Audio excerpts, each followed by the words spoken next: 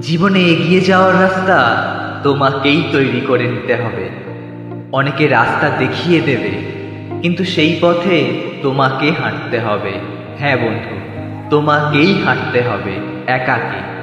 কেউ তোমার সঙ্গে হাঁটবে না, বা কেউ তোমার হাত ধরে রাস্তাটা পারও করে দেবে না।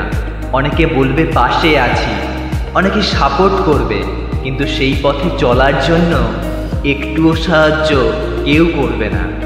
অনেকে আবার তোমাকে ওই পথে বা তোমার সাফল্যের পথে যাতে তুমি চলতে না পারো, বারবার পিছিয়ে পড়ো, সেই চেষ্টা করবে। যা করার তোমাকেই করতে হবে। তাই বলছি বন্ধু, যে পথে হাঁটা শুরু করেছো সেই পথ শেষ না হওয়া অবধি এগিয়ে চলো।